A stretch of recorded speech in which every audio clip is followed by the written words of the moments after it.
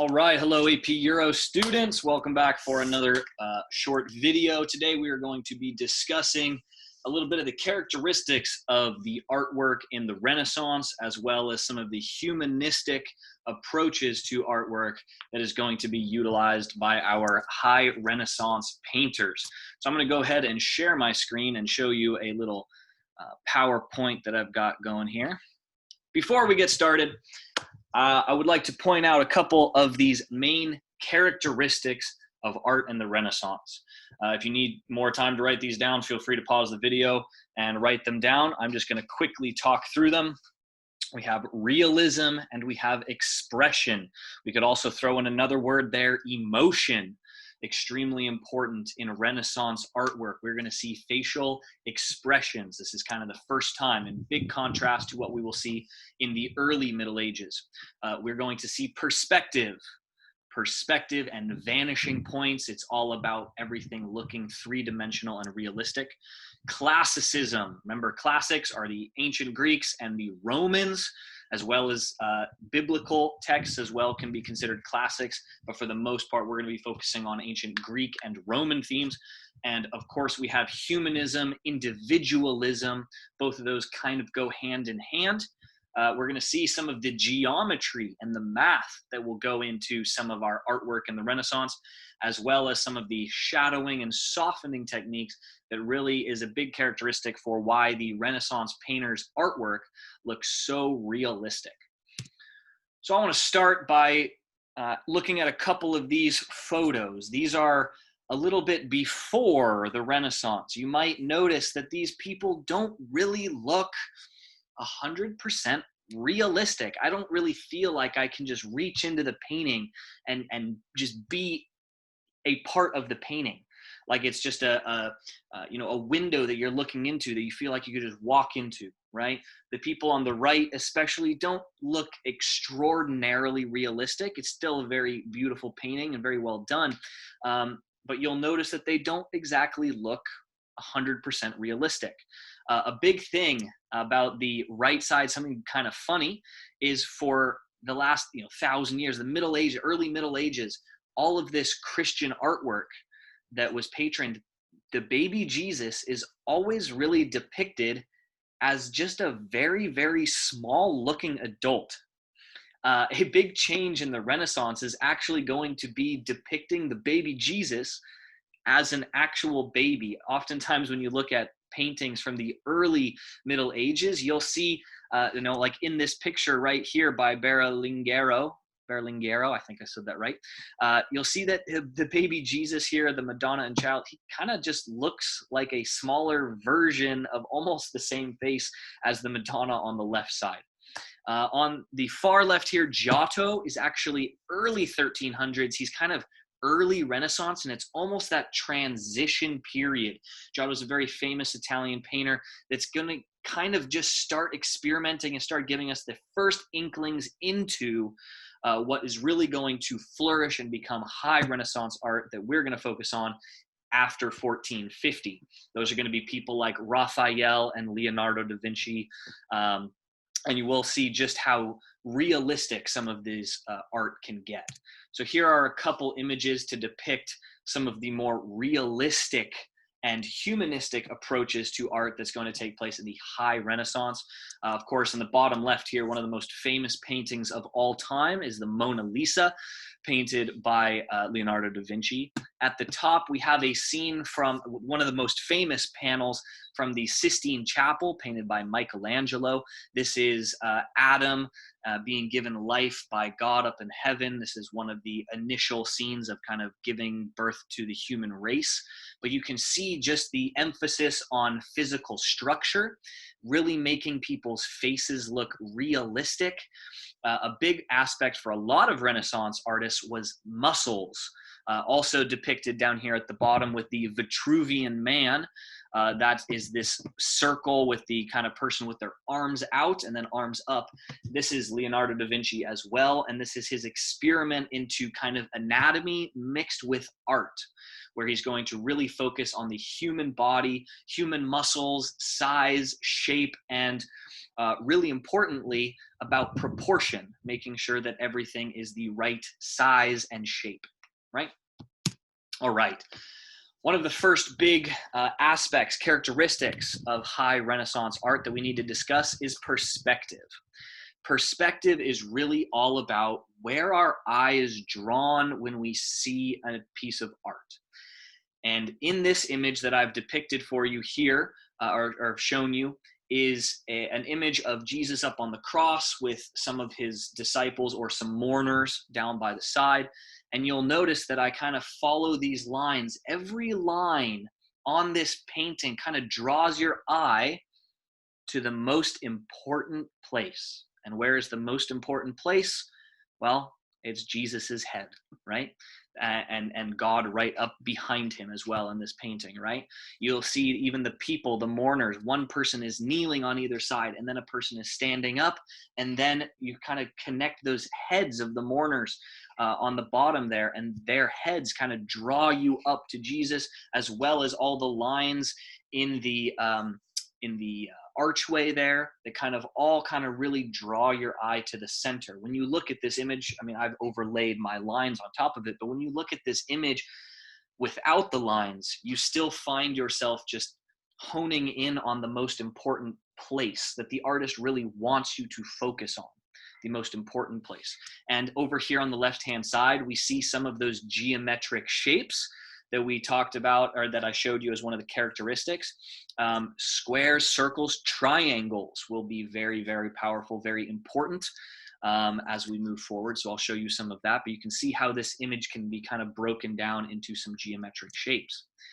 Here is that vanishing point, or that perspective. You'll see that when we look at a lot of this artwork, all the lines really kind of draw our eye to a certain place.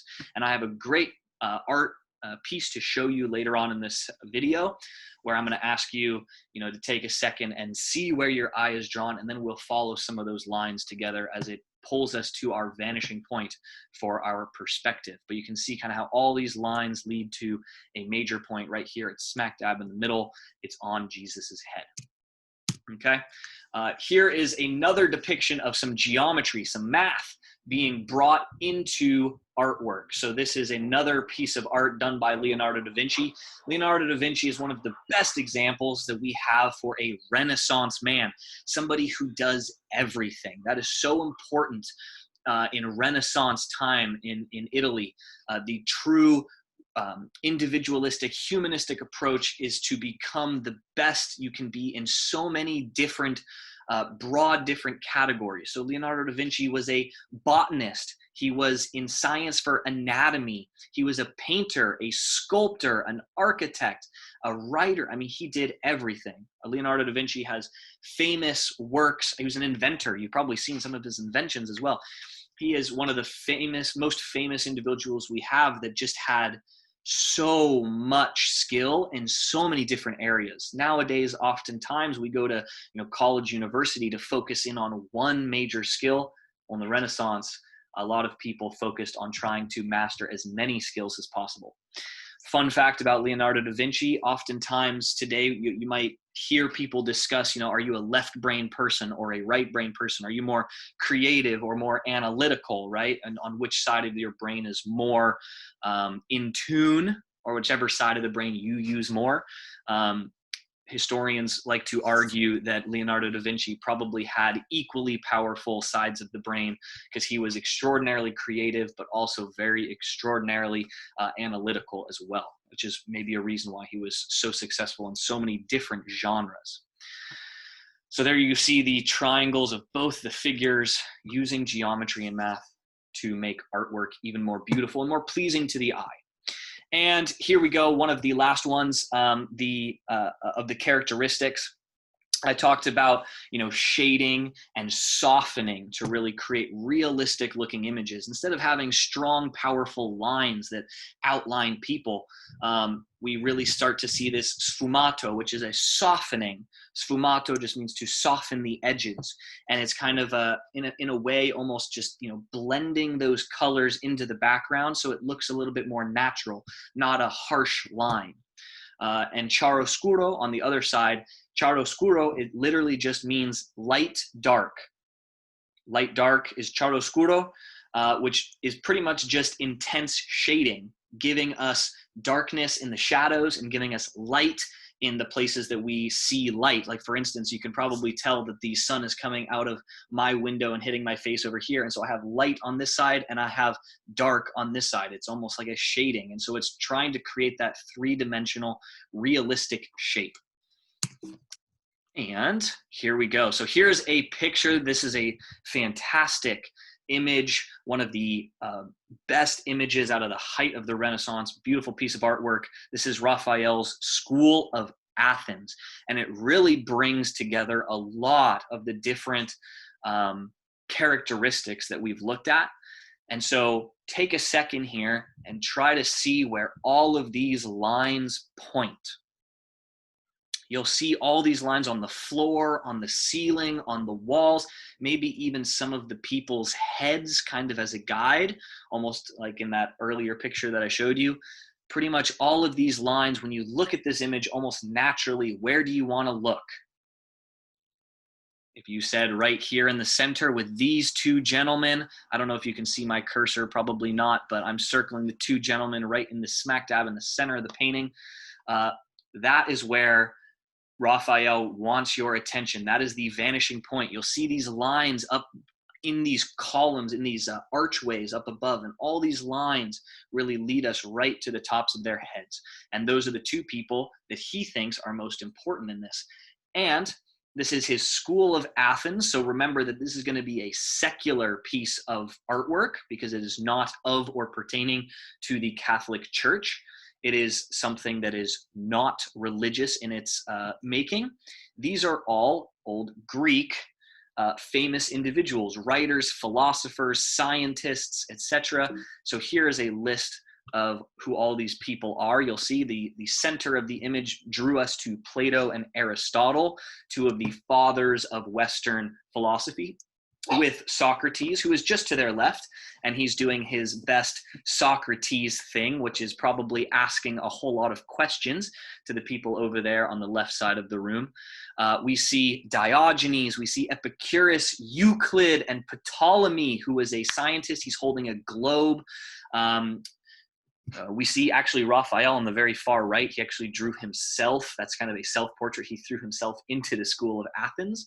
We see Pyrrho. These are all writers, famous Greek individuals, and so it is a secular image. We see some shading, lights and darks, and we see the shadows underneath people's feet to give them this three-dimensional sense. And we, of course, still see geometry. If we go back here, we can see the geometry of the squares, the circles, the triangles of individuals and how they're shaped and how people are grouped together, come together with geometric shapes. It's really a great image to show so many of these different characteristics. And so last but not least, here's another one with a very obvious vanishing point, perspective point. Where does the line, all roads lead to Rome, right? Where do all of the lines of this image lead us to? Well, they lead us right to Jesus. You'll note that a lot of the followers, a lot of his disciples here are kind of shaped into triangles all around him. Even the leg posts underneath the table are in triangles. Jesus himself with his arms out gives us a triangular sense, with the squares all around with the windows and the doors, gives it this very powerful, sturdy imagery that really shows the power and prestige. Now, of course, this is not a secular piece of art. This would be non-secular, as it is an image of Jesus. So this is also Da Vinci.